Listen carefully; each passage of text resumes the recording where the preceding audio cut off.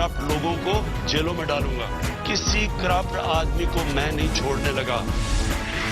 You are selected Prime Minister, कड़ियां देते हैं और धमकियां देते हैं कि हम पूरी ऑपोजिशन को जेलों में मैं भेज दूंगा। You are not a dictator. तुम तो सिर्फ कठपुतली हो, तुम्हारी तोरे तो कोई और हिला रहा है। जंग अभी जारी है, अभी हमें दायमी अमन की असल मंजिल पर पहुंचना है।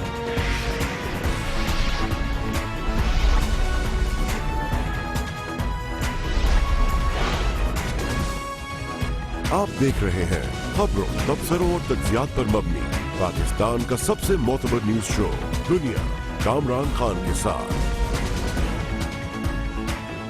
अस्सलाम वालेकुम, मैं हूं कामरान खान। आज इस्लामाबाद की एहतसाब अदालत में बहुत अहम पेशरफ्त हुई है। वहां पर तोशा खाना रेफरेंस केस में साबिक सदर आसिफ अली जरदारी और साबिक वज़ीर आज़म यूसुफ रज़ा गिलानी पे बाकायदा फर्द जुर्म आयद हो गई और साथ ही मुसलसल अदम हाजिरी पे साबिक वज़ीर आज़म नवाज शरीफ को आज पहली बार इश्तहारी मुल्ज़िम भी करार दे दिया गया। उनके वारंट गिरफ्तारी भी जारी हो गए। ये वो रेफरेंस है जिसके मुताबिक आसिफ जरदारी और नवाज शरीफ ने दोस्त ममालिक से तहाइफ में मिली हुई करोड़ों रुपए की मालियत की लग्जरी गाड़ियां जो कि सरकारी तोशाखाना में जमा होती हैं, सिर्फ 15% कीमत अदा करके अपने पास रख ली या हथिया ली, जिसकी मंजूरी यूसुफ रज़ा गिलानी ने गैर कानूनी तौर पर वज़ीर आज़म की हैसियत से दी। आज की समाअत के तहरीरी हुक्मनामे में अदालत ने नवाज शरीफ की गिरफ्तारी के लिए नैब को हर मुमकिन इक़दाम का हुक्म दिया और ये भी कहा कि तफ्तीशी अफसरान इंटरपोल समेत नवाज शरीफ की गिरफ्तारी के लिए ठोस इक़दाम करें। नवाज शरीफ की अदालती कार्रवाई को रोकने के लिए 17 अगस्त को दायर करदा दरख्वास्त भी आज नाकाबिले समाअत करार दी गई।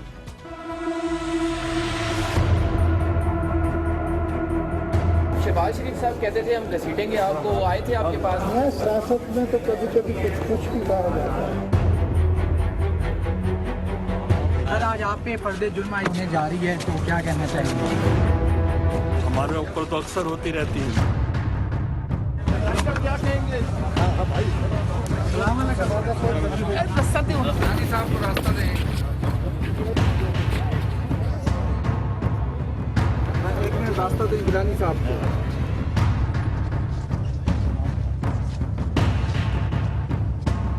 आज तोशा खाना रेफरेंस की समाअत के दौरान एहतसाब अदालत ने पहले नवाज शरीफ का केस अलग किया और फिर अदालत में मौजूद दीगर मुल्ज़मान आसिफ अली जरदारी और यूसुफ रज़ा गिलानी, एजी मजीद, अनवर मुजीद पे फर्द जुर्म आयद की, ताहम मुल्ज़मान ने सेहत जुर्म से इनकार किया। अदालत ने मुसलसल अदम हाजिरी पे साबिक वज़ीर आज़म नवाज शरीफ को इश्तहारी करार देते हुए उनके वारंट गिरफ्तारी जारी करते हुए रिमार्क्स दिए कि 7 रोज़ में नवाज शरीफ की जायदाद की तफसीलात पेश की जाएँ। अदालत ने यह भी कहा कि नवाज शरीफ की अदम पेशी पर उनकी जायदादें मुंजमद की जाएंगी और समाअत 24 सितंबर तक मुलतवी कर दी। समाअत के बाद साबिक वज़ीर आज़म यूसुफ रज़ा गिलानी ने मीडिया से बात करते हुए कहा, जुर्म सदर आसिफ अली जरदारी पर और मेरे ऊपर और दीगर जो लोग हैं उन पे आज लगाया गया है। हमने डिनाई किया है कि हमने कोई काम ऐसा नहीं किया जो रूल्स और प्रोसीजर्स के खिलाफ हो और मैंने जज साहब से बात की थी कि जो भी रूल्स और बिजनेस के मुताबिक समरी मूव हुई थी हमने समरी को अप्रूव किया है अकॉर्डिंग टू द रूल्स। तो इसलिए हमने कोई काम ऐसा नहीं किया जिसमें रूल्स के खिलाफ हो और कोई मेरा पर्सनल बेनिफिट उसके अंदर नहीं था। हर लिहाज से बहुत ही इम्पोर्टेंट केस है। आज बिलावल भुट्टो जरदारी ने इस पर बहुत गुस्से का इजहार किया। तोशा खाना केस का मतलब है वो केस जिसमें जो तोहफे सदर जरदारी साहब को दिए गए थे जब वो इस मुल्क का सदर था, उनका इल्जाम है कि आपने इस पे रूल्स के खिलाफ वर्जी की है और कम पैसा डाला है। एक तो अगर वाकई कम पैसा डाला है तो इसका इलाज ये है कि आप वो जो रिमेनिंग पैसा है वो ले लें, या आप वो जो गिफ्ट से वो जो तोहफे थे जो आप कहते हो हमने उस तोहफे के जो पैसा डालना है वो कम है, वो तोहफे वापस ले ले। तोशा खाना केस में ये इंप्रेशन देते हैं कि हमें इतना पैसा नहीं है, हम एक गाड़ी का बंदोबस्त नहीं कर सकते हैं और हमें मनी लॉन्ड्रिंग करना पड़ता है, तोशा खाना का गिफ्ट्स को रखने के लिए। साथ साथ दूसरा केस ये है कि अब खरबपति है, पता नहीं कितने बिलियन ट्रिलियन डॉलर्स जो है वो फेक अकाउंट्स में चल रहे हैं। फैसला कर ले या सदर जरदारी साहब और हम इतने अमीर हैं और हमारे पास इतना पैसा है जितना आप इल्जाम लगाते हो, या उतना भी नहीं है कि हम तोशा खाना का फी फिल कर सके और तोशा खाना का गाड़ी का बंदोबस्त कर सके। ये मजाक बंद करे, ये किस किस्म का मजाक है? बहरहाल बहुत ही इम्पोर्टेंट केस है और ये इसका मुकदमा अब शुरू होगा। इस पर मजीद बात करते हैं। इस्लामाबाद में हमारे नुमाइंदे खुसूसी आमिर सईद अब्बासी मौजूद हैं। बहुत बहुत शुक्रिया आमिर सईद अब्बासी साहब। बिलावल साहब कहते हैं बहुत ही सिंपल मामला है, तोहफे की गाड़ियाँ थी, उनकी तोहफा था लेकिन चले उन्होंने कम पैसे दे के अपने लिए रख लिया वो, और उन्होंने कोई मनी लॉन्ड्रिंग नहीं की। बहरहाल ये बहुत ही इम्पोर्टेंट आज ये बहरहाल इसमें फर्द जुर्म भी आयद हो गई। किस लिहाज से ये एक संगीन केस है जो नैब कहती है कि ये बहुत ही संगीन करप्शन का केस है? कामिल साहब, इसमें तीनों अहम शख्सियात हैं, साबिक वज़ीर-ए-आज़म नवाज शरीफ, यूसुफ रज़ा गिलानी और आसिफ अली ज़रदारी। और इसमें जो नैब ने केस बिल्टअप किया है उसमें नैब का ये मौक़िफ़ है कि मिस यूज़ ऑफ अथॉरिटी किया गया यूसुफ रज़ा गिलानी साहब की तरफ से और फ़ायदा पहुँचाया गया रियासत पाकिस्तान को नुकसान पहुँचाकर। जो रियासत पाकिस्तान की मलकियत तोहफे तहाइफ थे जो रियासत के जो कैबिनेट डिवीजन के जो कार पूल था वहाँ पर जमा करवाने थे, वहाँ रिपोर्ट करने थे और वहाँ जमा करवाने थे। ना ही आसिफ अली ज़रदारी साहब की तरफ से जो तीनों गाड़ियाँ मिली थी, इनको 2 गाड़ियाँ अमाराती वली अहद की तरफ से मिली थी, एक BMW 750 थी, इसके अलावा एक लेक्सस जीप थी ये, और लिबिया के सदर मुअम्मर कज़ाफ़ी की तरफ से उन्हें जो BMW 760 मिली थी। ये तीनों गाड़ियाँ उन्होंने ना रिपोर्ट की और अपने ज़ाती इस्तेमाल में रखी और फिर यूसुफ रज़ा गिलानी ने उनको रूल्स को रिलैक्स किया और फिर तकरीबन 13 करोड़ रुपए मालियत की ये गाड़ियां हैं और सिर्फ 2 करोड़ रुपए अदा करके, और वो रकम भी जाली बैंक अकाउंट्स के जरिए अदा की गई जो मनी लॉन्ड्रिंग के जरिए ये बताइएगा कि कानून क्या है जो सदर ममलिकत को या सरबराह ममलिकत को या वज़रा को कोई सरकारी अपनी पोजीशन के दौरान अगर किसी मुल्क से तोहफा मिलता है तो वो उसका ज़ाती तोहफा तस्वुर नहीं किया जाता, जैसे कि बिलावल साहब ने कहा कि उनका पर्सनल गिफ्ट था ये। तो क्या ये हमारा कानून क्या है कि इस तरह के जो तोहफे होते हैं वो ज़ाती गिफ्ट्स नहीं होते क्या? बिल्कुल नहीं कामरान साहब, ये SRO इशू किया गया था कैबिनेट डिवीजन की तरफ से 2007 में, जिसके बाद ये रूल्स फ्रेम किए गए थे कि कोई भी ऐसा तोहफा जो 4 लाख रुपए से ज़्यादा मालियत का होगा वो कोई भी जो सरबराह ममलिकत होगा वो ज़ाती इस्तेमाल में नहीं रखेगा बल्कि वो रियासत पाकिस्तान की मलकियत होगा और वो फिर कैबिनेट डिवीजन के मातहत जो कार पूल है वहाँ पर जमा करवाना पड़ेगा और जो तोशा खाना है वहाँ पर जमा करवाना पड़ेगा। पहले रिपोर्ट होगा और फिर वहाँ जमा करवाना पड़ेगा। लेकिन इस गाड़ियों को ना सिर्फ आसिफ अली ज़रदारी साहब ने रिपोर्ट भी नहीं किया, ना जमा करवाया और अपने जाती इस्तेमाल में रखा, और जब रूल्स को रिलैक्स करके सिर्फ 2 करोड़ रुपए अदा करके 13 करोड़ में से सिर्फ 2 करोड़ जो 15% बनते हैं वो अदा करके। फिर दोहराइए, ये 3 गाड़ियों का मामला है, एक सदर कज़ाफ़ी की तरफ से, एक UAE के क्राउन प्रिंस की जानिब से और एक और UAE की क्राउन प्रिंस की जानिब से। तो ये 3 गाड़ियों का मामला है। और तो ये जो कहा गया कि ये मनी लॉन्ड्रिंग इसमें की गई है, और इस केस में मैंने देखा कि AG मजीद और अनवर मजीद भी मुल्जिम हैं, इनकी क्या इन्वॉल्वमेंट है? कामरान साहब, इसमें 3 गाड़ियां आसिफ अली ज़रदारी की हैं और 2 गाड़ियां अमाराती वली हद से आई और 1 गाड़ी मुअम्मर कज़ाफ़ी से आई। नवाज शरीफ को फिर 92 मॉडल जो गाड़ी थी मर्सिडीज वो दी गई। ये 4 गाड़ियां हैं, 3 गाड़ियां आसिफ ज़रदारी की हैं और 1 नवाज शरीफ की है। ये 4 गाड़ियों की जो अदायगी है वो जाली बैंक अकाउंट्स, जो लकी वन इंटरनेशनल एक बदनाम ज़माना फेक बैंक अकाउंट है जो नैब ने ट्रेस किया था उस केस में उसमें से, और अंसारी शुगर मिल्स, इन दोनों जो फेक बैंक अकाउंट्स थे इनसे अदायगी हुई और प्रॉपरली जो बाकायदा तौर पर जो कस्टम हुकाम के नाम पर पे ऑर्डर्स बने उनके नाम का इंदराज है, और जो रकूम का जो डिस्ट्रीब्यूशन हुई वो तमाम तौर पर जाली बैंक अकाउंट्स के जरिए हुई। इसी वजह से ओमनी ग्रुप, क्योंकि इन जो फेक बैंक अकाउंट्स इनको रन करता था, इसी वजह से अनवर मजीद और अब्दुल गनी मजीद को भी इसमें मुल्जिम बनाया गया। सो इसमें जो असल बेनिफिशियल हैं वो आसिफ अली ज़रदारी और नवाज शरीफ हैं। मिस यूज ऑफ अथॉरिटी किया यूसुफ रज़ा गिलानी ने, और फंडिंग जो थी तमाम वो ओमनी ग्रुप के अब्दुल गनी मजीद और अनवर मजीद ने की। इसमें तो ये बड़ी इंपॉर्टेंट बात आपने बताई कि नवाज शरीफ साहब ने कोई पैसे नहीं दिए, वो उनके हवाले से जो 92 की उनकी मर्सिडीज थी तो वो पेमेंट भी जो है वो इन्हीं अकाउंट से की गई जो कि AG मजीद और अनवर मजीद रन करते हैं या ओमनी ग्रुप रन करता है। بالکل کامران صاحب، وہ ادائیگی بھی جعلی بینک اکاؤنٹس کے ذریعے کی گئی اور نواز شریف نے نہ کوئی اپلیکیشن دی، انہیں گاڑی تحفے میں دے دی گئی. خود جو ان کو تحفہ ملا تھا وہ 11 سال پہلے وہ سرنڈر کر چکے تھے، انہوں نے سرکاری توشہ خانہ میں جمع کروا دی تھی، لیکن اس کے بعد یوسف رضا گیلانی نے پہلے 3 گاڑیاں آصف علی زرداری کو دلوائیں اور پھر جو چوتھی گاڑی تھی وہ نواز شریف کو تحفے میں دی گئی، اور ادائیگی بھی نواز شریف نے نہیں کی بلکہ وہ بھی فیک بینک اکاؤنٹس جو جعلی بینک اکاؤنٹس تھے انور مجید اور عبدالغنی مجید کے، انہی بینک اکاؤنٹس کے ذریعے وہ ادائیگی کی گئی. صرف 6 لاکھ. یہ کیا کہنا ہے کہ یوسف رضا گیلانی وزیر اعظم کو اس بات کا اختیار نہیں تھا کہ ان سرکاری جو ملکیت کی چیزیں ہیں یہ وہ ان انتہائی رعایتی قیمت پہ انہی لوگوں کو واپس کر دیں؟ اس کا نیب کیا کہتی ہے؟ یہ اختیار نہیں تھا ان کا، وزیر اعظم کا؟ ایگزیکٹلی کامران صاحب، نہیں تھا کہ وہ سرکاری خزانے کو نقصان پہنچا کر اپنے پولیٹیکل ماسٹرز، لکھا ہے نیب نے اپنے ریفرنس میں کہ اپنے پولیٹیکل ماسٹرز کو خوش کرنے کے لیے نیب نے یوسف رضا گیلانی نے اپنے آقاؤں کو خوش کرنے کے لیے یہ رولز کو ریلیکس کیا، اور جو ان کا اختیار نہیں تھا، اور باقاعدہ طور پر اس میں قومی خزانے کو ہی نقصان پہنچایا گیا ہے. ریاست پاکستان کی ملکیت کی گاڑیاں تھیں. بہت شکریہ. عامر سعید عباسی ہمارے ساتھ اسلام آباد سے موجود تھے. کمرشل بریک، اس کے بعد ذکر کریں گے چائنا، جہاں سے کرونا وائرس ختم ہوا، وہاں پہ اب جشن منایا جا رہا ہے. کرونا پہ مکمل طور پہ اس ملک میں قابو پایا گیا ہے. دوسری جانب کرونا کے حوالے سے ویکسین بھی چائنا نے اعلان کیا ہے کہ سب سے پہلے اس نے تیار کر لی ہے. چائنا والے بہت خوش ہیں اور وہاں پہ جشن کا سماں ہے. اس اہم موضوع پہ بات کریں گے چھوٹے سے وقفے کے بعد.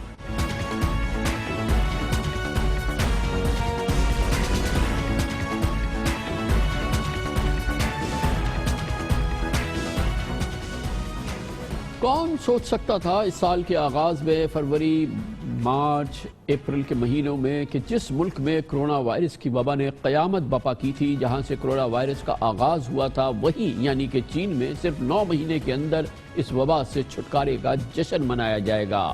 جی ہاں، کرونا وائرس کی شکست دینے پر آج کل چین میں جشن منایا جا رہا ہے. اس حوالے سے تقریبات رونما ہو رہی ہیں.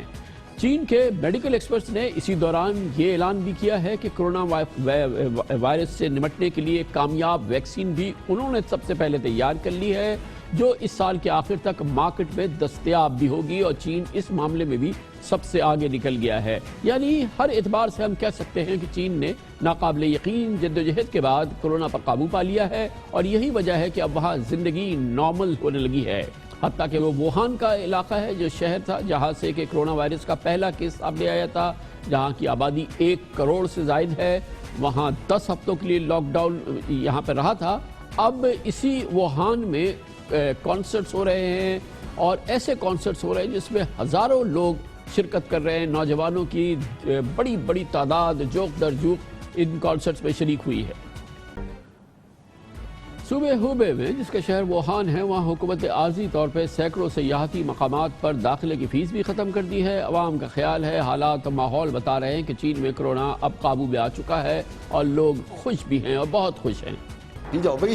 مجھے لگتا ہے کہ یہ ایک بہت ہی مثبت علامت ہے. کرونا وائرس پھیلنے کے دوران سوئمنگ پول ایک کافی خطرناک جگہ ہے. تفریح کے لیے اگر سوئمنگ پول کو بہت سارے لوگوں کے لیے کھولا جا سکتا ہے تو اس سے یہ ظاہر ہوتا ہے کہ وبا اب قابو میں ہے. یہ پول پارٹی شرکت کرنے والوں کے لیے ایک طرح کی راحت تھی. میرا خیال ہے کہ جب تک روک تھام اور کنٹرول کے اقدامات ٹھیک طریقے سے کیے جائیں تب تک اس طرح کی سرگرمی ٹھیک ہے، کوئی حرج نہیں ہے. کچھ ہی مہینے پہلے اس قسم کی پول پارٹی ناقابل تصور تھی، لیکن اب لوگ دھیرے دھیرے مختلف پروگراموں اور سرگرمیوں میں حصہ لینے کے لیے تیار ہیں. میرے خیال میں یہ بہت اچھی چیز ہے. میرے خیال میں یہ پول پارٹی ایک عام بات ہے. ہر سال گرمیوں میں چینی لوگ پانی میں تفریح پسند کرتے ہیں. میرے خیال میں یہ ایسا ماحول ہے جس کو دیکھ کر بہت خوشی محسوس ہوتی ہے.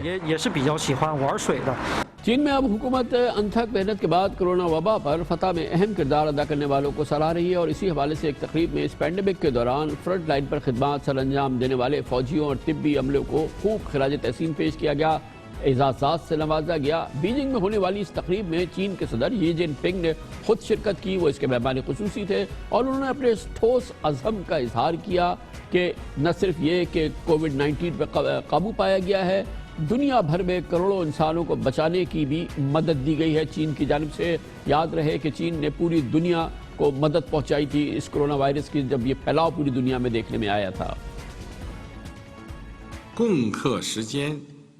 कोरोना वायरस की गैर मुतवक्का और संगीन वबा से निपटने और मुश्किल हालात पर काबू पाने के लिए दुनिया भर के ममालिक के साथ मिलकर काम किया और कोविड-19 के खिलाफ आलमी जिद्दोजहद में चीन ने अपनी दानिश और वसाइल से मदद की। इस वबा के फैलते ही हमने बहुत तेजी के साथ वसी पैमाने पर पूरे मुल्क से इंसानी वसाइल, जरूरी आलात, साइंस और टेक्नोलॉजिकल रिसर्च को मर्ज से लड़ने के लिए मुतहरिक किया। एक तरह से कोविड-19 का हमला दुनिया के लिए एक याद दहानी है कि इंसानियत एक ऐसी बिरादरी है जिसका मुस्तकबिल मुश्तरका है। कोई भी मुल्क तन्हा किसी बड़े बहरान का सामना नहीं कर सकता। तमाम तर खुदगर्जी की बातों, जिम्मेदारी से बच निकलने की कोशिश और सही को गलत से जोड़ने का अमल महज सिर्फ एक मुल्क को और इसके अवाम को नुकसान नहीं पहुंचाएगा, बल्कि तमाम ममालिक के अवाम को भी नुकसान पहुंचाएगा। इसी माहौल में चीन ने ऐलान किया है कि उसने कामयाब कोरोना वैक्सीन तैयार कर ली है। बीजिंग में जारी ट्रेड फेयर्स में 2 चीनी कंपनी साइनोवेक और CNBG ने कोरोना वायरस की वैक्सीन की रोनुमाई की, जो साल के आखिर तक है। ये दोनों कंपनीज कहती हैं तमाम जरूरी ट्रायल्स मुकम्मल होने के बाद मार्केट में अवेलेबल होगी।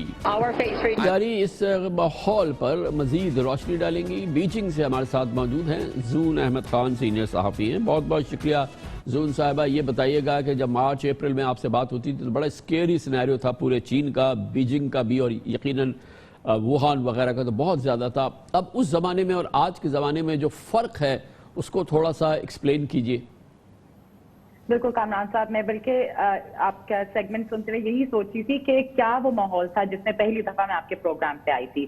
तब मैं अपने घर में सेल्फ क्वारंटीन कर रही थी और तमाम लोगों की यही सिचुएशन थी, घर से काम कर रहे थे वगैरह वगैरह। अब हम देख रहे हैं कि वुहान में कॉन्सर्ट्स हो रहे हैं, जो ट्रेड फेयर जिसका भी आपने जिक्र किया जहाँ पे वैक्सीन डिस्प्ले की गई, उसमें 1 लाख लोगों ने पार्टिसिपेट किया। तमाम तर ऑफलाइन नहीं थे, कुछ ऑनलाइन भी पार्टिसिपेंट्स थे, लेकिन इसका मतलब ये कि एक इतने बड़े पैमाने पे एक इवेंट बीजिंग होस्ट कर सकता है।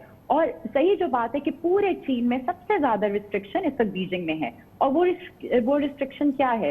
इस वक्त लोग बेशक पब्लिक ट्रांसपोर्ट में तो मास्क पहन रहे होंगे, लेकिन तमाम तर लोग अब अपने दफातर में काम कर रहे हैं, साइट सीइंग पे जा रहे हैं, पब्लिक जो स्पेसेस थी वो खुल चुकी हैं, इनकरेज कर रहे हैं लोगों को कि आप जाएं, मतलब ट्रैवल करें। जो pre Covid level domestic travel था वहां तक भी बात आ गई है, उतनी ही डोमेस्टिक एयर ट्रैवल उस लेवल पे पहुंच गया है। तो ये सब बहुत रिमार्केबल अचीवमेंट्स हैं बिल्कुल। और क्या लेकिन जनरली लोग जो हैं वो जो कोविड के ज़माने की हिफाजती तदाबीर थी, जो SOPs थे, मास्क, डिस्टेंस और इसके साथ ही जो है रश को अवॉइड करना, क्या जनरली इस पे अमल हो रहा है? स्ट्रिक्टली अमल हो रहा है, जनरली हो रहा है, कम हो रहा है, ज़्यादा हो रहा है? क्या माहौल है बीजिंग में? अब प्रिसिशन बढ़ गई है। मसलन मास्क अभी भी लोग, अगर आप किसी ओपन स्पेस में चल रहे हैं तो जरूरत नहीं है, लेकिन सबवे में पहनना जरूरी है। टेम्परेचर चेक्स हर जगह किए जा रहे हैं, लेकिन जो डोमेस्टिक ट्रैवल पे 2 वीक का क्वारंटीन था वो अब बिल्कुल खत्म हो चुका है और एक लाइट माहौल है। इस वीकेंड मैंने पहली दफा 50 लोगों की गैदरिंग अटेंड की थी और वो तमाम जो लोग उस वक्त उसमें आए थे उनके लिए वो पहली इस तरह की गैदरिंग थी। तो एक तरह से रिलैक्स भी हो रही हैं चीजें। स्कूल्स खुल चुके हैं, यूनिवर्सिटीज अपने स्टूडेंट्स को हजारों की तादाद में वापस ला रही हैं, लेकिन जरूर थोड़ा सा चेक कर रहे हैं कि ये जो एक इस लेवल पे ओपन अप किया है, जैसा सिप्टेस जो ट्रेड फेयर था, उस पे भी बहुत स्ट्रिक्ट SOPs थी कि जो लोग अटेंड करेंगे उनकी ट्रैवल हिस्ट्री क्या है, उनके कोविड टेस्ट हो चुके हों। आपको शायद ये भी पता होगा कि इन्होंने बल्क में, मतलब तमाम लोगों के कोविड टेस्ट किए। मेरा अपना जून में टेस्ट हुआ था। तो कंपनीज को कहा गया, हाउसिंग सोसाइटीज को कहा गया, यूनिवर्सिटीज को कहा गया कि आप अपने एम्प्लॉइज के टेस्ट करें। तो एक वो भी पूरा प्रोसेस था देखने के लिए कि कितने लोगों के सिस्टम में एंटीबॉडीज हैं। तो अब लाइट माहौल है, बहुत लोग अब खुल के मतलब अब एंजॉय भी कर रहे हैं। दोबारा से जो ऑफिशियल इवेंट्स होते थे वो भी रिज्यूम हो चुके हैं। बहुत शुक्रिया जून अहमद खान हमारे साथ बीजिंग से मौजूद थी। कमर्शियल ब्रेक इस दौरान न्यूज़ हेडलाइंस देखें, जिसके बाद हम अपने प्रोग्राम के बाकी के साथ वापस आते हैं।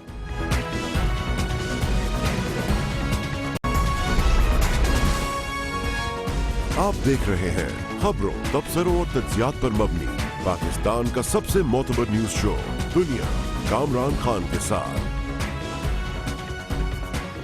वज़ीर आज़म इमरान खान और PTI की 2 साला हुकूमत को पंजाब में अपनी ही पैदा करदा इंतहाई गैर मामूली सूरत हाल का सामना है और एक इमेज के हवाले से हुकूमत को मिस मैनेजमेंट के हवाले से, गवर्नेंस की खराबी के हवाले से एक बहुत ही मुश्किल सूरत हाल का सामना है, मगर इसकी जिम्मेदार खुद हुकूमत है और हुकूमत के बड़े हैं और खुद वज़ीर आज़म जनाब इमरान खान को भी इसकी जिम्मेदारी लेनी पड़ेगी।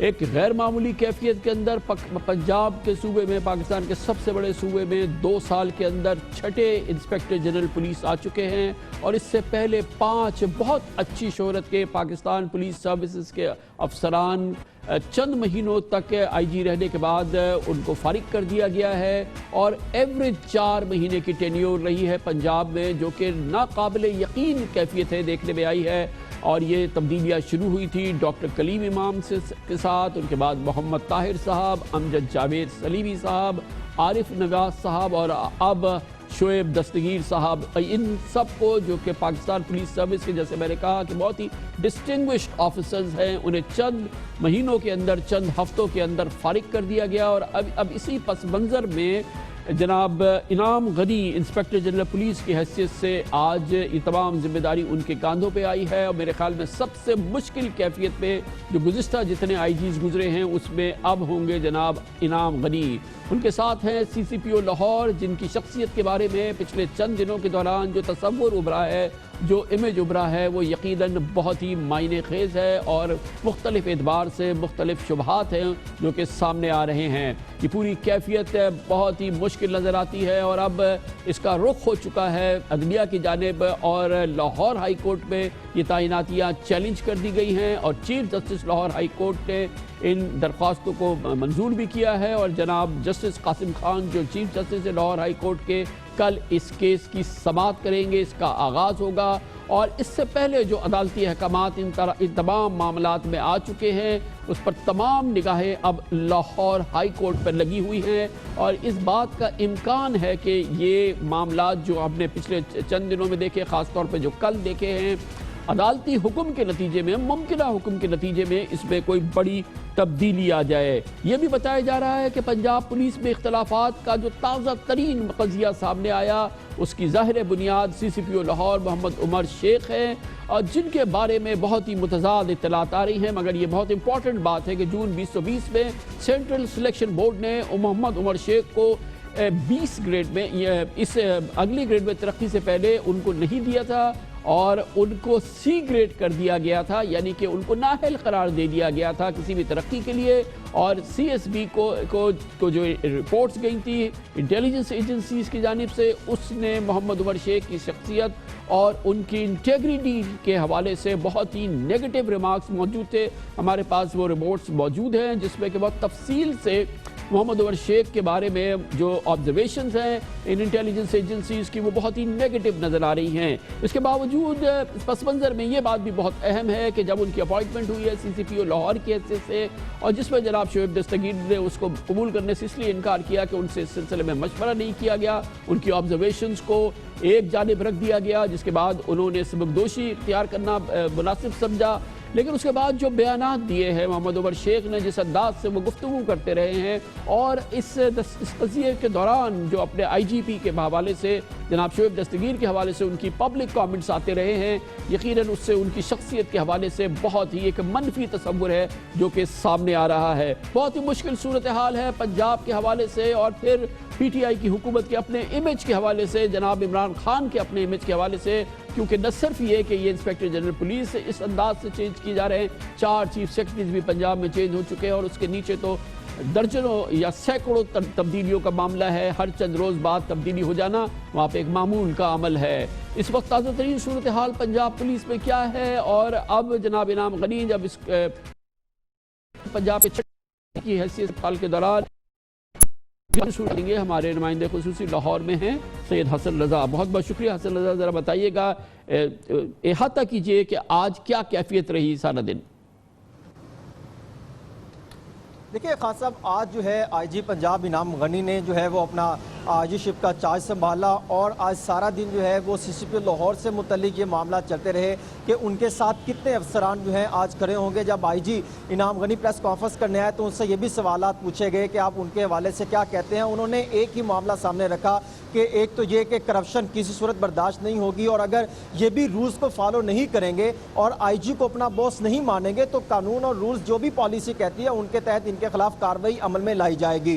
क्योंकि वही एक अफसरान जो गुज़श्ता रोज CCPO के अगेंस्ट खड़े हुए थे और जो PSP चैप्टर पंजाब पुलिस का जो सामने आया था और जिनकी जानिब से मुतालबा किया गया था कि हम किसी सूरत जो है ये एस कमांड के खिलाफ जो है कोई जाएगा तो हम ये बर्दाश्त नहीं करेंगे। आज वही अफसरान जो है वो आईजी साहब के साथ तो खड़े हुए जो नए आईजी आए हैं, लेकिन वो CCPO को मजबूरन जो है वो तस्लीम करते दिखाई देते हैं क्योंकि वो लाहौर के CCPO लाहौर तैनात हुए हैं और उनका ये कहना है कि वो इमीडिएट जो लाहौर के ऑफिसर हैं उनके तो बॉस हैं जिसको मद्देनजर रखते हुए मजबूरन उनको जो है वो तस्लीम करते दिखाई दे रहे हैं। और आज भी वही अफसरान को ये कहते रहे कि इसमें चाहे आईजी हो लेकिन मैं इंडिपेंडेंट हूं और कैपिटल सिटी है इसका जवाबदेह मैं हूं। और आईजी आज भी उनकी वही स्टेटमेंट है कि अगर आईजी पंजाब भी डायरेक्शन दे तो वो मुझसे जरूर कंसल्ट करें जो भी मुतलका अफसरान है। बहुत शुक्रिया सिचुएशनर का, हमारे साथ मौजूद हैं इस वक्त फोकस है पूरी कौम का इस वक्त जनाब इनाम गनी, नए इंस्पेक्टर जनरल पुलिस हमारे साथ लाहौर से मौजूद हैं। बहुत बहुत शुक्रिया इनाम गनी साहब, आपने हमें ज्वाइन किया है। यकीनन एक बहुत ही मुश्किल सूरत हाल है। कल जब आपको अप्रोच किया गया, आपको बताया गया कि आप नए IGP पंजाब होंगे और जिस बैकग्राउंड में ये सब कुछ हो रहा था, it must be a tough decision, आपके लिए बहुत मुश्किल होगा इस पे रिस्पॉन्ड करना या नहीं? Thank you very much. बात ये है कि मेरी 31 साल नौकरी हो गई है। I served in Punjab, in KP and in Sindh, Islamabad में। पुलिस एक यूनिफॉर्म डिसिप्लिन फोर्स है। इसकी एक वर्टिकल हायरार्किकल पोजीशन है जहाँ पे ये नीचे कांस्टेबल के रैंक से शुरू होती है और IG के रैंक पे, जो कि प्रोविंशियल पुलिस ऑफिसर भी अब उसको कहते हैं, उस पे ख़त्म होती है। इस डिपार्टमेंट में इतने अरसे नौकरी करने के बाद मुझे कहीं पर भी ये शायबा नहीं था कि ये कोई इल डिसिप्लिन्ड या कोई इस तरह की चीज़ होगी या कोई इस तरह की हरकत होगी जहाँ पे मुझे कोई मुश्किल पेश आएगी। मैं कल भी इतना ही कॉन्फिडेंट था। आज जब मैं आया हूँ, मैंने चार्ज लिया है, मैंने अपने सीनियर जो मेरे साथ स्टाफ ऑफिसर्स हैं, एडिशनल IGs, उनके साथ मीटिंग भी की और मुझे अपने तमाम रफ़क़ाकार से वही कॉन्फिडेंस मिला, वही डिसिप्लिन मिला जो मैं उनसे एक्सपेक्ट करता था। सो इंशाल्लाह कोई प्रॉब्लम नहीं होगा, कोई इस तरह का इशू नहीं है। लेकिन कल जब आपको कहा गया कि आपको नया IGP बनाया जा रहा है तो आपने क्या डिस्कस किया? ये बात आई अस्यूम कि आपकी प्राइम मिनिस्टर से भी बात हुई थी कि ये वो पोजीशन है जिसमें कि पिछले एवरेज 2 साल में 3 से 4 महीने एक इंस्पेक्टर जनरल पुलिस को मिले हैं, एवरेज 3 से 4 महीने, जो पाकिस्तान की तारीख में ऐसा नहीं हुआ है। तो आपको कैसे इस बात की यकीन दहानी है या आपको कैसे यकीन है कि आपको 4 महीने से ज़्यादा मिलेंगे या आपको साल मिलेगा या 2 साल मिलेंगे या आपको अपनी टेन्योर मिलेगी? ये कैसे आपको, you must be very anxious कि ये कौन सी जॉब में आप जा रहे हैं? जी, बात ये है कि पुलिस की इसी तरह की जॉब है, हमारी हो गई या पाकिस्तान एडमिनिस्ट्रेटिव सर्विस की, लेकिन हमारा थोड़ा सा ये ज़्यादा हमारा इशू होता है टेन्योर का। लेकिन हम चूँकि गवर्नमेंट सर्वेंट्स हैं, हम सरकार के हुक्म पे चलते हैं। हमारी जब भी कोई पोस्टिंग होती है हम उस जगह पे रवाना होते हैं। हम वी नेवर आस्क क्वेश्चंस, और जब हमें कहा जाता है कि आप चार्ज छोड़ दें तो हम उसी वक्त चार्ज छोड़ के वहाँ से चल पड़ते हैं। चूँकि यूनिफॉर्म फोर्स हैं, यूनिफॉर्म पहनते हैं, डिसिप्लिन्ड फोर्स हैं, so we never question command और जो हमारी अथॉरिटी है। एंड चूँकि the authority and administration of police vest with the provincial government, तो जब भी इस तरह का हुक्म आता है तो हम छोड़ देते हैं। हमारी अपनी कोशिश ख्वाहिश यही होती है कि हम अच्छी पुलिसिंग करें, पब्लिक को हेल्प करें, पब्लिक ग्रीवेंसेस को रिड्रेस करें, रेट ऑफ द स्टेट को इस्टेब्लिश करें, रूल ऑफ लॉ को इस्टेब्लिश करें। उसमें हमें 2 दिन मिलें, 2 महीने मिलें, 2 साल मिलें, हम उसमें काम करते हैं। और जब नया अफसर आता है तो वो उसको एक कंटिन्यूटी देता है। मैं पंजाब में जब से आया हूँ, सलीमी साहब IG थे, उसके बाद आरिफ नवाज साहब और अब शुएब दस्तगीर साहब। पॉलिसीज़ की कंटिन्यूटी है और कमांड की कंटिन्यूटी رہے یا نہ رہے، لیکن وہ پالیسیز کی کنٹینیوٹی اور ڈپارٹمنٹ میں جو کام ہو رہا ہوتا ہے اس کی کنٹینیوٹی کو ہم انشور کرتے ہیں، اور یہی ہماری ٹریننگ ہے۔ کتنا آپ کے لیے یہ امپورٹنٹ ہے، کیونکہ جو وائبز آ رہی ہیں اور جس طرح کا جو ایک بہت ہی ان پلیزنٹ پورا سین رہا ہے، جس میں کہ آپ کے جو پریڈیسیسر ہیں، جو بہت ہی ڈسٹنگوشڈ آفیسر ہیں شعیب دستگیر صاحب، ان کو جانا پڑا، اور جس کی بنیاد سی سی پی او لاہور، پھر ان کی اپوائنٹمنٹ، پھر ان کے بیان، پھر ان کا انٹرویو، پھر ان کی گفتگو، یہ بہت ہی ایک انکمفرٹیبل سینیریو نہیں ہے آپ کے لیے؟ آپ کو کتنا یقین ہے کہ یہ آپ اس کو مینج کر لیں گے؟ بات یہ کہ یہی چیزیں ہیں جو ہم سیکھتے ہیں، جس کے لیے ہم ٹرین ہوتے ہیں، کہ جس طرح کے بھی حالات ہوں اس میں آپ نے کمانڈ سنبھالنی ہے، اور پوری ٹیم کو، پوری فورس کو ساتھ لے کے چلنا ہے۔ 2 لاکھ کی فورس ہے، اس کو کمانڈ کرنا ہے، اس میں آپ کہیں پر بھی کوئی بھی کنفیوژن جو ہے وہ افورڈ نہیں کر سکتے۔ جب آپ ایک فورس کو کمانڈ، ایک آرمڈ فورس کو کمانڈ کر رہے ہوتے ہیں تو اس میں اس طرح کی چیزیں نہیں ہوتی ہیں۔ اور مجھے بھی کہیں پر کل سے یا آج جب میں نے چارج لیا، میں اپنے آفیسر سے ملا، کل انشاءاللہ میں لاہور پولیس والوں سے میری ملاقات ہے، آج عمر شیخ سے بھی میری ملاقات ہوئی، سی ایم صاحب سے بھی ہوئی، سو مجھے کوئی کنفیوژن نہیں ہے کہ کوئی مسئلہ ہو سکتا ہے۔ جو کچھ تھا it is over, we have to move on, we have to help the public, citizen centric policing کرنی ہے، پبلک کو ہیلپ کرنا ہے، پبلک سروس ڈیلیوری کو امپروو کرنا ہے، اور اس پہ چلیں گے۔ آئی جی صاحب یہ فرمائیے گا، آپ سرٹن ہیں، آپ کانفیڈنٹ ہیں کہ ایک یونیفائڈ اتھارٹی ہے پولیس میں اور وہ آپ ہیں، حکم آپ کا چلے گا، اور پھر ڈاؤن دا لائن چاہے وہ سی سی پی او لاہور ہوں، چاہے پنڈی ہوں، چاہے دوسرے جو ایڈیشنل آئی جیز ہیں، they have to take cue from you، اور الٹیمیٹ اتھارٹی آپ ہی ہیں، اس کا آپ کو یقین ہے؟ کیونکہ آپ کے پریڈیسیسر کو اس کا یقین نہیں تھا، that's why he left۔ بات یہ ہے کہ پولیس میں جیسے میں نے پہلے کہا کہ ورٹیکل ہائرارکیکل ہماری پوزیشن ہوتی ہے، اس میں کانسٹیبلز سے لے کے پھر انسپیکٹر سے اوپر D S P, A S P, D P Os, R P O, additional I Gs اور آئی جی، یہ ہماری ایک پوزیشن ہوتی ہے، اینڈ وہی کمانڈ سٹرکچر ہے۔ میں بالکل فلی کانفیڈنٹ ہوں کہ I am commander of the force, اور مجھے یقین ہے کہ میں فلی ان کنٹرول بھی ہوں۔ اس وقت مجھے کوئی ایشوز نہیں ہے کسی بھی پارٹ سے، کسی اور آر پی او، کسی اور ریجن سے، اور نہ ہی لاہور سے۔ دیکھیں آئی صاحب، آپ کا بھی کریئر جو ہے بڑا ڈسٹنگوشڈ کریئر رہا ہے، آپ نے بہت اچھی سروس کی تھرو آؤٹ۔ آپ کو اگر ہم فالو کرتے ہیں تو بالکل کلیئرلی پتہ چلتا ہے کہ، اور یہ بڑا رسک پرون آپ کی اب پوزیشن ہو گئی ہے، یہ کورٹ میں بھی معاملہ چلا گیا ہے، اور پھر ایک جو پوری 2 سال کی آپ کے سامنے جو اس وقت یہ ہسٹری ہے، یہ خود بہت ساری چیز ہے، یہ بہت ہی مشکل گھڑی ہے آپ کے کیریئر کے لیے، اور آگے جو اس کے لیے دن ہیں، ہفتے ہیں، مہینے ہیں، یہ سال ہیں، یہ ایک بہت ہی مشکل صورتحال میں آپ نظر آ رہے ہیں۔ انشاءاللہ مجھے پوری امید ہے کہ we are out of it, we have moved on, اور جو کچھ ہوا ہے وہ اب بالکل پیچھے ہے۔ میری آج جو سابقہ آئی جی صاحب ہیں ان سے بھی ملاقات ہوئی ہے، اور مجھے کوئی اس طرح کی چیز نظر نہیں آئی جو ہمیں کسی بھی اس طرح کی کنٹروورسی میں یا اس طرح کی چیزوں میں باگ ڈاؤن کرے گی۔ We are there to work, اور سارے کے ساری پوری team including C C P O Lahore, ہر ایک اس میں میرے ساتھ بالکل شامل ہے، کہیں پہ کوئی کنفیوژن نہیں۔ پولیٹیکل انٹرونشن کا آپ نے کوئی بات کی چیف منسٹر سے؟ آفٹر آل جب آپ ٹیک اوور کرنے جا رہے ہیں اتنی امپورٹنٹ، اتنی پریکیریس سچویشن میں، تو آپ نے کچھ تو بات کے ایشورنسز لی ہوں گی چیف منسٹر سے، آئی گیس پرائم منسٹر سے۔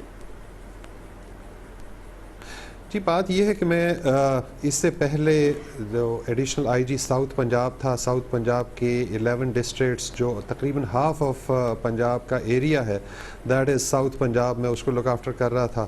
اس سے پہلے I was additional I G operations Punjab, اور میں پورے پنجاب کی پولیسنگ آپریشنز کو دیکھ رہا تھا۔ سو ہمیں کہیں پر بھی اس طرح کے کوئی ایشوز نہیں ہوئے جہاں ہمیں آپریشنز میں یا آپریشنلی ہمیں کوئی پولیٹیکل انٹرفیئرنس یا اس طرح کی بات ہو۔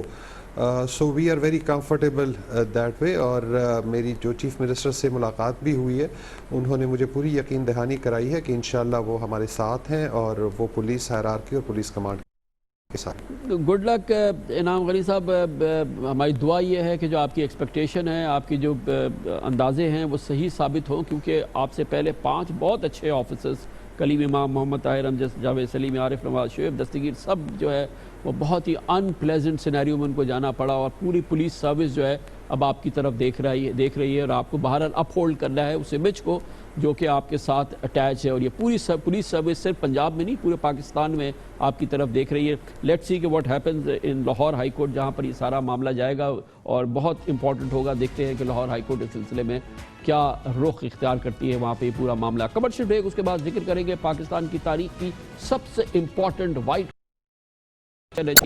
Fake bank account money laundering case. ये इसमें तकरीबन 5 दर्जन इन्वेस्टिगेशंस, इंक्वायरीज हैं, 11 रेफरेंसेस फाइल हो चुके हैं। मंतकी अंजाम तक ये पूरा मामला पहुंचे। पाकिस्तान के अंदर भी रियासत की अव्वलीन तरजीह है, FATF भी इस पूरे मामले को बहुत गौर से देख रहा है। इसकी बात करते हैं छोटे से वक्फे के बाद। हमारे मुल्क में अब से कुछ महीने पहले की कैफियत ये थी कि जाली बैंक अकाउंट्स इस मुल्क में मेगा करप्शन, रकूम की हेर फेर, मनी लॉन्ड्रिंग और मालियाती जराइम की आमाजगाह बने हुए थे, और उसकी बुनियादी वजह ये जाली बैंक अकाउंट्स थे। इस नासूर ने पाकिस्तान को दुनिया के सामने मशकूक बनाया, और इसी पस मंज़र में 2.5 साल पहले पाकिस्तान FATF की ग्रे लिस्ट में शामिल कर लिया गया, जो आज तक है। जाली bank accounts money laundering case को मंतकी अंजाम तक पहुँचाना, जो कि गुज़िश्ता हुकूमत में शुरू हुए थे, इस हुकूमत की अव्वलीन तरजीह है। इस मामले पर FATF की भी बड़ी गहरी निगाह है, क्योंकि यही वो तमाम मामलात हैं जिसकी वजह से FATF पाकिस्तान में इस्लाहात चाहता है और पाकिस्तान को ग्रे लिस्ट में रखा हुआ है। इस पूरे मामले में, जिसकी इब्तिदा सुप्रीम कोर्ट ऑफ पाकिस्तान के अहकामात के तहत हुई थी, ये हम कह सकते हैं कि नैब ने बहुत अरकरेजी से काम किया है। नैब के तहकीकातकारों ने इसमें बहुत जान लगा के इन्वेस्टिगेशन की है, और शायद नैब की तारीख की सबसे कामयाब इन्वेस्टिगेशन फेक बैंक अकाउंट्स और मनी लॉन्ड्रिंग के हवाले से की गई है, जो कि नैब के डायरेक्टर जनरल रावलपिंडी इरफान मंगी की क़यादत में किए गए हैं। और यकीनन ये पाकिस्तान की तारीख की सबसे इम्पॉर्टेंट इन्वेस्टिगेशन है जो कि की गई है। इसके बैनुल अक़वामी मज़बरात हैं, पाकिस्तान के अंदर इसके अपने जो इसके फ़ायदे होंगे अगर ये केसेस अपने मंतकी अंजाम तक पहुँचते हैं, वो अपनी जगह पर है। बेपनाह इम्पॉर्टेंस है इन तमाम मामलात की, और इसमें खरबों रुपए की करप्शन के मामलात हैं। जाली bank accounts, mega money laundering scandal NAB की 22 साल तारीख का सबसे बड़ा चैलेंज है। इससे जुड़े हुए केसेस में, यानी कि जो इस पूरे मामले में केसेस है, उसमें पाकिस्तान की बड़ी अहम शख्सियात के नाम भी है, जिनके खिलाफ रेफरेंसेस फाइल भी हो चुके हैं। इनमें साबिक सदर आसिफ अली जरदारी, साबिक वज़ीर आज़म नवाज शरीफ, साबिक वज़ीर आज़म यूसुफ रज़ा गिलानी, मोहतरमा फरियाल तालपुर, ओमनी ग्रुप, अनवर मजीद, उनके चारों बेटे, सिंध बैंक, समिट बैंक के साबिक सदूर समेत 186 मुल्ज़िमान हैं।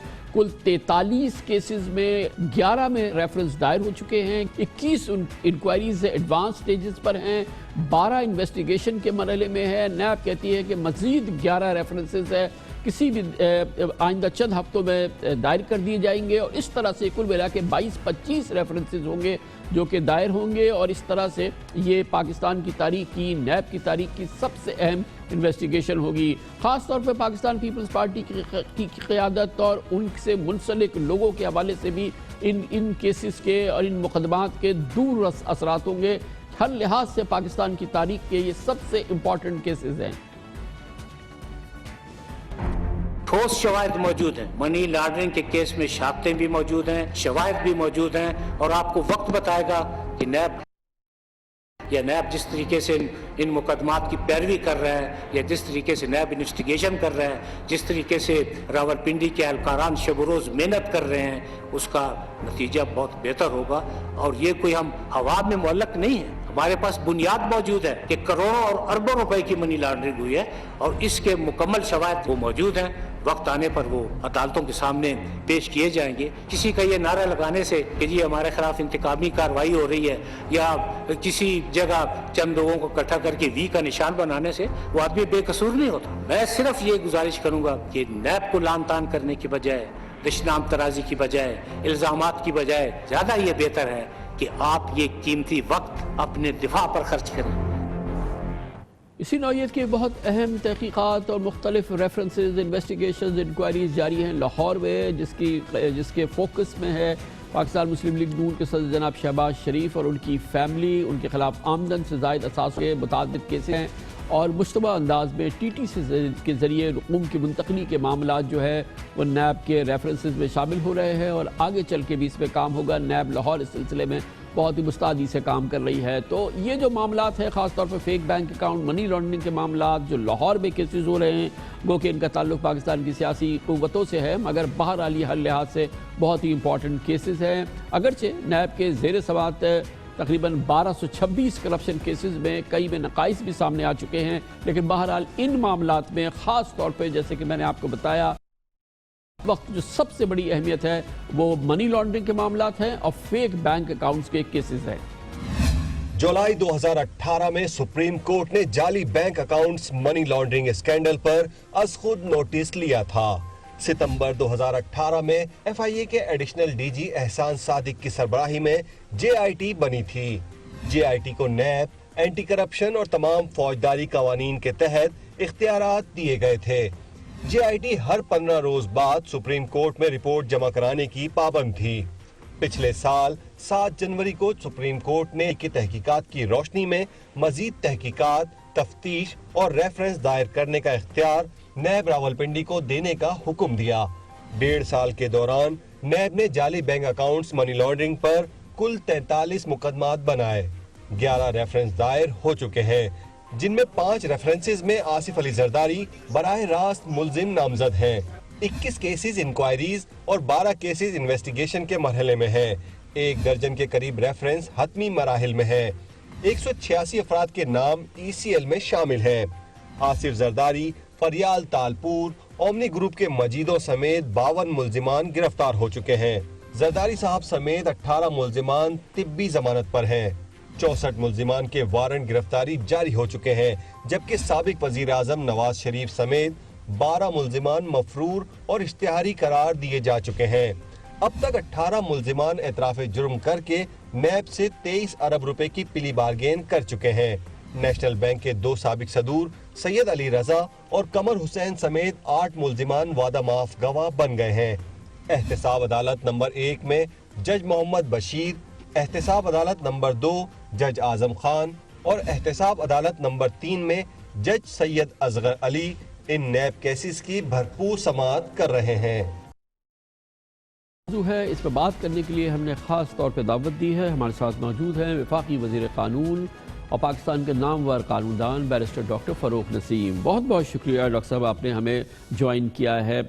ये कहा जा रहा है कि ये पाकिस्तान की हिस्ट्री के सबसे इम्पॉर्टेंट इन्वेस्टिगेशन है वाइट कॉलर क्राइम्स की, मनी लॉन्ड्रिंग की, फेक बैंक अकाउंट्स की, बेनामी एसेट्स, जिसकी वजह से पाकिस्तान ग्रे लिस्ट में है। ये यकीनन क्या ये कैटेगराइजेशन सही है कि ये पाकिस्तान की हिस्ट्री की सबसे इम्पॉर्टेंट मामलात हैं? Thank you very much Kamran साहब, बिल्कुल सही आपकी एनालिसिस है। ना सिर्फ ये फैटफ की कंप्लायंस के लिए बड़ा ज़रूरी है इन केसेस में एक्सपेडाइट हो के इनके फ़ैसले होने, बल्कि साथ साथ ये पूरी जो पाकिस्तान की जो पॉलिटिकल लैंडस्केप है, जो इतने साल से जो कि करप्शन के अंडर तमाम ऑपरेटिव्स काम करते थे, तो ये उनको भी समझिए कि क्लीन करने का एक तरीका है। और फिर साथ साथ ऑन अ मैक्रो फ्रंट, यानी पूरी पाकिस्तान की इकॉनमी जो है, जो कि प्रीडोमिनेंटली कहा जाता है कि उसके अंदर ब्लैक इकॉनमी भी है, तो उसको वाइटन करने की तरफ ये फैटफ के स्टेप्स बड़े इंपॉर्टेंट हैं। देखिए फैटफ क्या कह रहा है आपसे, फैटफ आपसे ये कह रहा है कि जाली बैंक अकाउंट नहीं होना चाहिए। फैटफ आपसे ये कह रहा है कि मनी लॉन्ड्रिंग आप नहीं करें। फैटफ ये कहता है कि जितना जो आदमी कमाए वो डिक्लेयर करे। तो ये तमाम की तमाम चीज़ें जो फैटफ की अम्ब्रेला में हो तो ज़रूर रही हैं, लेकिन क्या ये पाकिस्तान के इंटरेस्ट में नहीं है कि तमाम की तमाम इकॉनमी जो है पाकिस्तान की अगर वाइट होने की तरफ चल पड़ती है, ये एक दिन में नहीं होगा। और साथ साथ आपके जो पॉलिटिकल लैंडस्केप है, एक चेक आ जाता है। देखिए तमाम जो पैसे हैं, जो इतने बड़े बड़े पैसे हैं, मैं अभी किसी पे इल्ज़ाम नहीं लगा रहा, ना जरदारी साहब पे लगा रहा हूँ, ना पीपल्स पार्टी पे लगा रहा हूँ, तो अदालत में जब तक फाइनल वर्डिक्ट नहीं आता। लेकिन ये पैसे कहाँ से आए हैं, इसकी मनी ट्रेल क्या है? क्योंकि देखिए मनी ट्रेल آج بھی سب سے امپورٹنٹ کویسچن ہے، چاہے وہ پاناما کیس ہو، چاہے وہ اور کوئی کیس ہو، منی ٹریل کوئی نہیں دے سکتا، تو اس کا مطلب یہ ہے کہ پیسے اگر ان ایکسپلینڈ سورسز سے ہیں تو وہ کنسیلمنٹ ہے، کرپشن ہے. تو یہ تمام بڑے امپورٹنٹ ایسپیکٹس ہیں جو کہ امپورٹنٹ ہے نا کہ بہرحال یہ انیشیٹ ہوا تھا سپریم کورٹ آف پاکستان کے آرڈر سے، پھر جے آئی ٹی بنی تھی، جے آئی ٹی کی رپورٹ سپریم کورٹ پہ گئی تھی، سپریم کورٹ نے فالو اپ ایکشن کیا تھا. کہ اب بھی سپریم کورٹ کا کیا ہم کہہ سکتے ہیں کہ اوور سائٹ ان تمام معاملات پہ برقرار ہے؟ میرا نہیں خیال کہ اوور سائٹ ابھی ہے، لیکن یہ بات ضرور ہے کہ اس وقت کے چیف جسٹس جناب ثاقب نثار صاحب کی تعریف کی جائے اس معاملے میں، جسٹس اعجاز الاحسن صاحب کی تعریف کی جائے، present chief justice Gulzar Ahmed صاحب کی تعریف کی جائے. تو یہ وہ لیڈرشپ تھی سپریم کورٹ کی جس نے نہ صرف سمجھیے کہ نیب سے انکوائری کرائی، بلکہ اگر آپ کو یاد ہوگا یہاں ایک جے آئی ٹی بنوائی تھی، اور اس جے آئی ٹی نے بڑا زبردست کام کیا تھا. اور وہ زبردست کام کر کے یعنی جو فورینزکس تھے، فورینزک انالیسس بڑی زبردست تھی، اس کے اندر ٹیکس لاز کو بھی دیکھا گیا، بینکنگ لاز کو بھی دیکھا گیا، فورینزک انالیسس ساری کی ساری ہوئی. تو یہ سارا کا سارا ڈاکیومنٹری ایویڈنس ہے. آپ کو یہ بھی یاد ہوگا کہ پچھلے دنوں جو ایکویٹل کی کواشمنٹ کی جو اپلیکیشنیں دی تھیں زرداری صاحب نے، وہ بھی ساری ریجیکٹ کر دیں عدالت نے. تو یہ تمام کا تمام کیونکہ ڈاکیومنٹری ایویڈنس ہے، کوئی ایسا نہیں ہے کہ باہر سے بلا کے کسی کو اورل ایویڈنس دینی ہے یا چشمدید گواہ بلانے ہیں. یہ سارا کا سارا ڈاکیومنٹری ایویڈنس ہے، اور میرے خیال میں میں تو یہی سمجھتا ہوں کہ یہی وجہ ہے ایکسپیڈائٹ کرنا چاہیے. ابھی ہم نے ریسنٹلی دیکھا کہ چیف جسٹس آف پاکستان نے خاص طور پہ ان معاملات پہ بہت ہی سیریس آبزرویشنز دی، پھر حکم بھی دیے ہیں کہ ان کے جلد از جلد ان کے جو ڈیلیز ہیں ان کو ختم کیا جائے، 3 مہینے کے اندر فیصلے دیے جائیں. حکومت کو کہا کہ 120 عدالتیں آپ فوری طور پہ قائم کریں تاکہ ان معاملات کو ان کے منطقی انجام تک پہنچایا جائے. جو آپ پر ذمہ داری ڈالی گئی تھی کہ آپ مزید عدالتیں بنائیں، اس پر کچھ پروگریس ہے میرے صاحب؟ جی کامران صاحب، بہت آگے پروگریس ہے. بلکہ پچھلے دنوں اگر آپ نے پیپرز کو، میڈیا کو دیکھا ہوگا تو لا منسٹری نے ایک پروپوزل 120 عدالتوں کا بنایا ہے نیب کی اکاؤنٹیبلٹی کی، اور اس کو فیز وائز لے کے آنا ہے، کیونکہ ایک دن میں ساری چیز جو ہے آپریشنل ہونا ذرا سا مشکل ہوتا ہے. اور میرا اپنا یہ خیال ہے کہ یہ بڑا زبردست ہماری طرف سے پروپوزل ہے، جو کہ ابھی پچھلے دنوں 2 دن ہو گئے، 3 دن ہو گئے، لاسٹ ویک شاید ہم نے اس کو پرائم منسٹر آفس کی طرف بھیجا ہے کہ جیسے ہی پرائم منسٹر صاحب ذرا سا اس کی ایک گرین سگنل دیتے ہیں، تھوڑا سا فائنینس ڈویژن بھی اس میں انوالو ہوگا، کیونکہ پیسے چاہیے عدالتوں کو سیٹ اپ کرنے کے لیے. پرائم منسٹر صاحب سے گزارش ہے کہ وہ ڈائریکشنز دیں فائنینس ڈپارٹمنٹ کو کہ یہ 120 عدالتیں جو ہیں قائم کرنے کے لیے فنڈز بھی دیں. اور 120 عدالتوں کا کانسیپٹ یہ ہے کہ دیکھیے یہ پچھلے 99 سے جب سے یہ نیب آرڈیننس آیا ہے تو بعض تو بہت کوئی 20 سال پرانے کیسز بھی موجود ہیں. وہ تمام کے تمام کیسز جو ہیں ایکسپیڈیشسلی سال 2 سال میں یہ عدالتیں 120 عدالتیں قائم ہوں، پہلے سٹیج میں 60 70 ہوں، 80 ہوں، پھر پوری 120 ہوں، اور یہ عدالتیں تیزی سے کام کر کے سمجھے کہ اپنے فیصلے دیں اور اپنی سلیٹ کو کلین کریں. اور اس کے بعد اس میں آئیڈیا ہوگا، اس میں پروپوزل یہ ہے کہ تھوڑا یہ فلیکسیبل ہوگا. اگر عدالتوں کے پاس کام کم ہو جائے گا تو وہ ان ججز کو دوسری طرف ڈائیورٹ کر دیا جائے. یہ بھی فرمائیے گا، یہ خبریں بہت آتی رہتی ہیں، خاص طور پہ یہ fake bank account, money laundering, جو کہ پیوٹ ہے ساری اس وقت جو نیب کا کام ہو رہا ہے اس کے اندر کہ کوئی بات چیت ہو رہی ہے، آؤٹ آف کورٹ کوئی سیٹلمنٹ ہو جائے گا. ناٹ دا پلی بارگین ہو تو وہ تو خیر نیب کا قانون ہے، مگر وہ کہتے ہیں نہیں کیونکہ کچھ پولیٹیکل کنسیڈریشنز ہیں، آپ گورنمنٹ میں ہوتے ہیں اور آپ کے بغیر تو یہ کچھ نہیں ہو پائے گا. دوسرے لوگ جو ریاست کے اہم ترین لوگ ہیں ان کا کہنا یہ ہے کہ کم واٹ میں اس پہ تو کوئی کمپرومائز ہو ہی نہیں سکتا ان تمام کیسز میں. ایک تو ویسی تمام مقدمات کی جب کی سٹیج میں داخل ہو جاتے ہیں تو کوئی ویسے بھی کچھ نہیں کر سکتا، لیکن اس کو منطقی انجام تک پہنچانا ہے. آپ کی بڑی دسترس ہے اور ظاہر ہے کہ آپ کا اس کا حصہ ہیں کہ یہ اس پہ کوئی کمپرومائز تو نہیں ہونے والا نا؟ نہیں کامران صاحب، کسی قسم کا کوئی کمپرومائز نہیں ہے. آپ اسی سے اندازہ لگائیں کہ جب یہ نیب کے بلز آ رہے تھے اور اس پہ ڈسکشن ہو رہا تھا تو اپوزیشن کہیں کہیں یہ بڑی کوشش کر رہی تھی کہ کچھ ایسے امینڈمنٹس لے کے آئے جائیں جن کو سمجھیے بارگین کیا جائے فیٹف کی امینڈمنٹس کے ساتھ کہ آپ نیب کی امینڈمنٹ کر دیں تو ہم فیٹف کی امینڈمنٹس کر دیتے ہیں. اور یہ تو پوری قوم کے سامنے یہ اوپن سیکرٹ ہے, سب کے سامنے یہ بات آ گئی ہے کہ اپوزیشن کا دراصل ان کا انٹینشن یہی تھا کہ اس کے اندر ہم کچھ نیب کے امینڈمنٹس کروا لیں. تو وہ نہ تو اس طرح کے امینڈمنٹس ہوں گے, اور سب سے امپورٹنٹ بات ہے نہ کسی قسم کا کوئی ریپریو ہے نہ NO ہے. کسی کو اگر ایکویٹل لینا ہے تو وہ عدالت سے جا کے ایکویٹل لے, بری ہو جائے. لیکن یہ کیونکہ ڈاکیومنٹری ایویڈنس ہے سارے کا سارا, تو اگر کوئی چاہتا بھی ہو تو اب اس کو دبا نہیں سکے گا. اور بائی دا وے عمران خان صاحب اور اس کی گورنمنٹ, لا منسٹری, جہاں تک کہ ہمارا تعلق ہے تو بالکل ہماری کلیئرٹی ہے کہ کسی قسم کا کوئی کمپرومائز نہیں ہے. یہ بھی فرما دیجیے گا کہ ڈسکشن ہے اس ماہ کے اندر بہرحال جو اینٹی منی لانڈرنگ بل ہے اس کو پارلیمنٹ نے منظور کرنا ہے. FATF کی بڑی کلیدی یہ ریکوائرمنٹ ہے اور یہ پاکستان کے لیے بڑی کلیدی ریکوائرمنٹ ہے. جو اس سے پہلے تو ایک بہت ہی سٹینڈ آف تھا اپوزیشن کے ساتھ, بالکل ایک منجمد کیفیت تھی. لیکن کیا آپ کو کوئی امید ہے کہ یہ ریزالو ہوگا کسی صورت سے, کیونکہ بہرحال اس بل کو منظور ہونا ہے؟ میں آپ سے گزارش کروں کہ یہ اب جوائنٹ سیشن میں جائیں گے یہ بلز, اور میری بعض اپوزیشن کے جو لیڈرز ہیں یا ممبرز ہیں, لیڈرز نہیں ممبرز ہیں, کیونکہ دوستیاں ہماری سب سے ہیں تو میں آئیڈینٹیفیکیشن تو کسی کی ریویل نہیں کروں گا.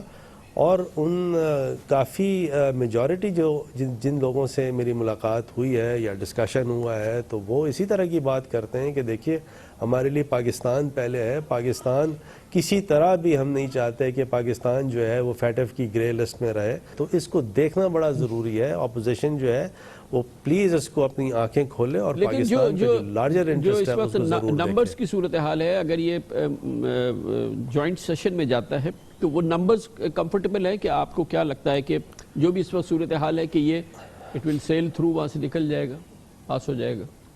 میرا اپنا خیال یہ ہے کہ جب یہ جوائنٹ سیشن میں جائے گا تو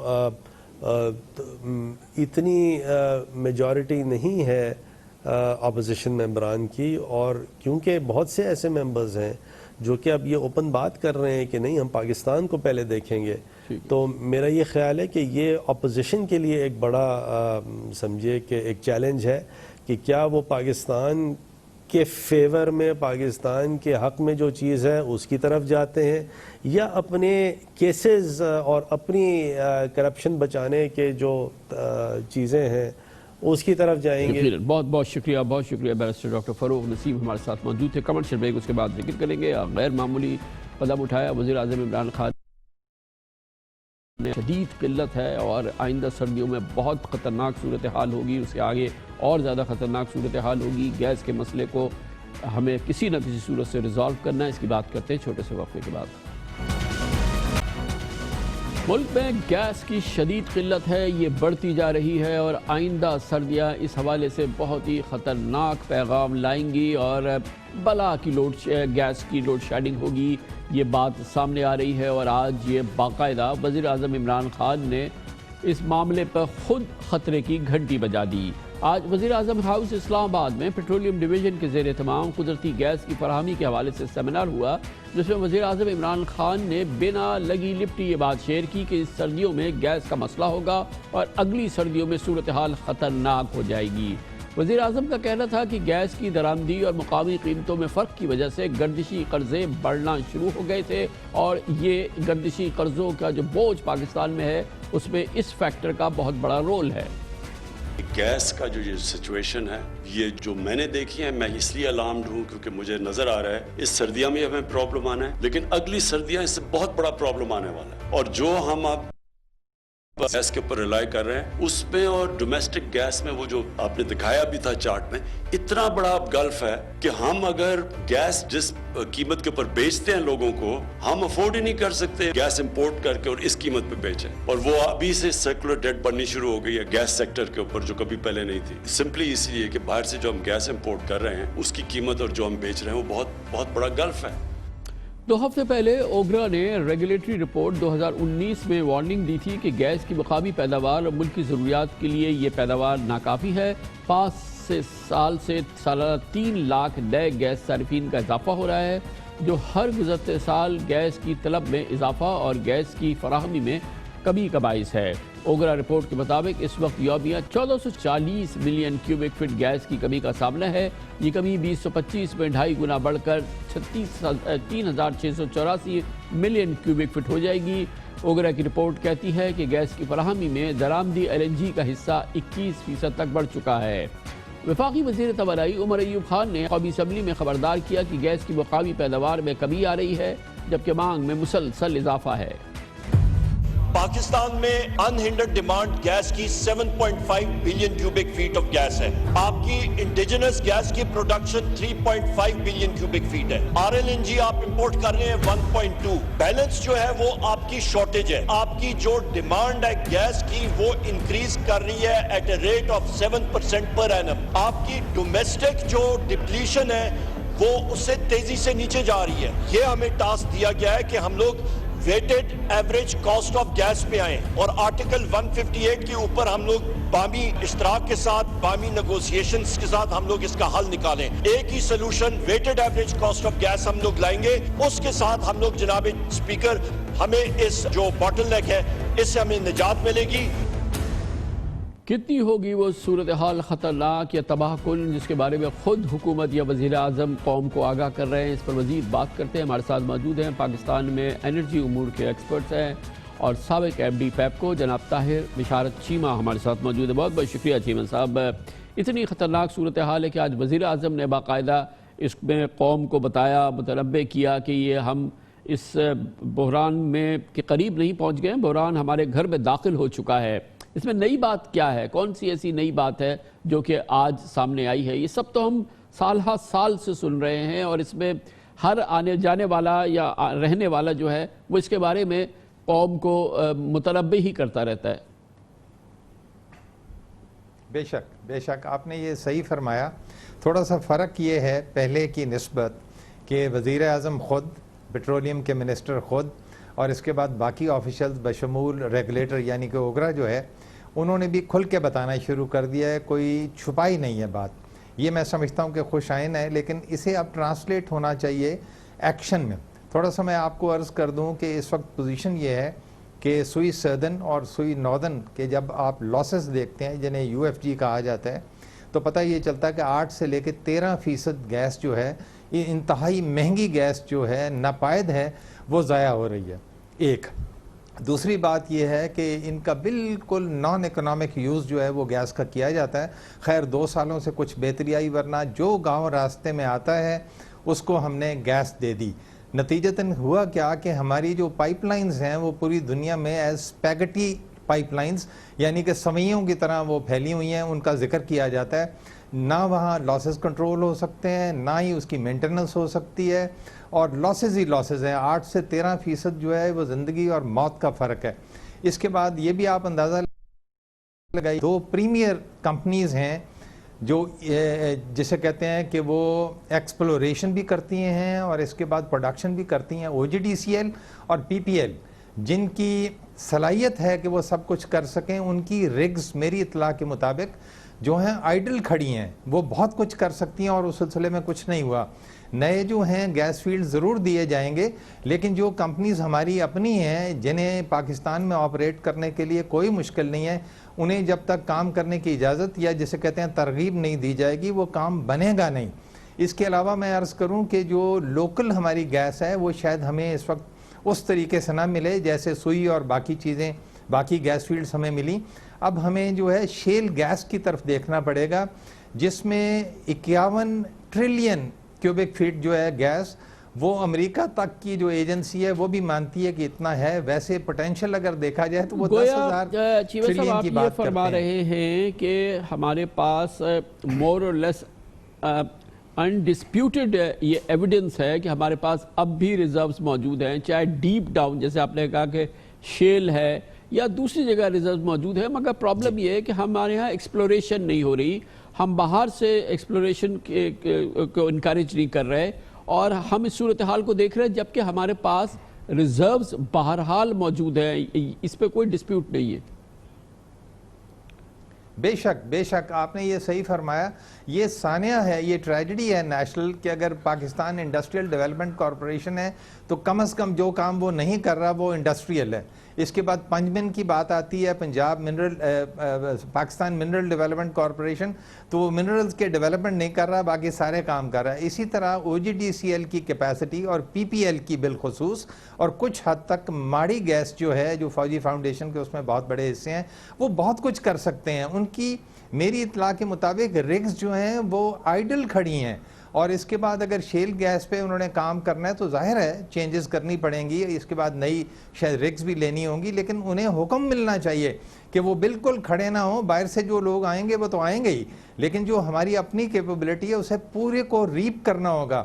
لیکن یہ خوشائن بات ہے کہ ہیرارکی پوری بشمول پرائم منسٹر جو ہیں وہ یہ کہہ رہے ہیں کہ یہ کرنا ہے, اور دوسری یہ ہے کہ پچھلے 2 سال میں کہہ تو رہے ہیں, یہ کہہ رہے ہیں 2 سال سے میں بھی سن رہا ہوں, اور ہم کئی بار اپنا ندیم بابر صاحب کو بھی اس پروگرام میں لے کر آئے ہیں. یہ سب کہنے کے دوران ہو کیا رہا ہے, کیا کچھ صرف کہہ رہے ہیں؟ کیونکہ اب ہم دیکھ رہے ہیں کہ ہماری جو ڈیلی ڈیفیسٹ ہے وہ تقریباً 1440 ملین کیوبک فٹ کی ہے. آخر اس کا ہوگا کیا؟ یہ باتیں تو ہو گئی ہے, اور ابھی پتہ نہیں نہ جانے کب ایکسپلوریشن ہوگی اور کب اللہ تعالیٰ کا کرم ہوگا اور گیس نکلے گی. مگر ابھی جو ہمارا ڈیفیسٹ ہے اس کے لیے, اس کو ایڈریس کرنے کے لیے کیا ہوگا؟ اور یہ جو ہم اتنی جو یہاں پہ ہم گیس پروڈیوس کر رہے ہیں اس میں نقصان اٹھا رہے ہیں, 13% آپ نے کہا UFG ہے, 9% UFG ہے, سستی دے رہے ہیں, تو آفٹر آل یہ کب تک, یہ باتیں کب تک ہوتی رہیں گی؟ اس پہ کچھ آپ کو کہیں کوئی ایسی چیز ٹینجیبل کوئی ڈیولپمنٹ نظر آ رہی ہے اس میں؟ جی میں تھوڑا سا عرض کروں کہ اس میں 2 امپورٹنٹ چیزیں ہوتی ہیں. ایک یہ ہے کہ جو زیاں ہیں اس کو روکا جائے, یعنی کہ جو گیس کی کمپنیز ہیں ان پہ پریشر ڈالا جائے کہ UFG یعنی کہ جو گیس ضائع ہو رہی ہے, لاسز ہیں, اس کو ٹھیک کریں. اور دوسرا یہ ہے کہ گیس کو بانٹیں نہ, یعنی کہ اس پیگٹی پائپ لائن سسٹم کے اندر مزید جسے کہتے ہیں نقصان کا ذریعہ نہ بنائیں. تو اس میں یہ دیکھ رہا ہوں کہ پلس پوائنٹ ہے کہ پچھلے 2 سالوں میں جو گیس بانٹی جا رہی تھی اس میں بہت زیادہ کمی آئی ہے. کچھ بھی ہو, جب تک ENP کی ایکٹیویٹی ہم نہیں اٹھائیں گے اور وہ بھی فاسٹ ٹریک پہ نہیں کریں گے, اور فوقیت جو ہے وہ لوکل کمپنیز, اور بالخصوص میں نے آپ کو عرض کی کہ ہمارے پاس صلاحیت جو ہے OGDCL میں اور PPL میں بہت زیادہ ہے, بلکہ انٹرنیشنل بھی زیادہ ہے, اور ان میں کیپیبلٹی ہے کہ نیا ایکوپمنٹ لینا ہے یا نیا کام کرنا ہے وہ سب کچھ کر سکتے ہیں. تو اس سلسلے میں جو آج بات ہوئی ہے, یہ اس سے آگے جسے کہتے ہیں کہ ڈائریکٹیو بھی دینے ہوں گے پرائم منسٹر صاحب کو. بہت بہت شکریہ. ایک اور بہت ہی مشکل سینیریو حکومت کے لیے, عوام کے لیے, گیس کی شدید قلت ہے, سردیاں سامنے آ رہی ہیں, اور یہ قلت جو ہے اس میں لوگوں کے لیے بہت ہی مصیبت کا سما ہو سکتا ہے, اللہ معاف کرے. اس کے ساتھ یہ ہمارے آج کے پروگرام کا اختتام ہوتا ہے. کل آپ سے پھر ملاقات ہوگی انشاءاللہ. کل تک کے لیے کامران خان کو اجازت. اللہ حافظ ناصر. Hi, it's Sayyeda Shanaz here. Thank you for watching Dunya News. For more videos and updates, don't forget to click the subscribe button. Keep watching Dunya News.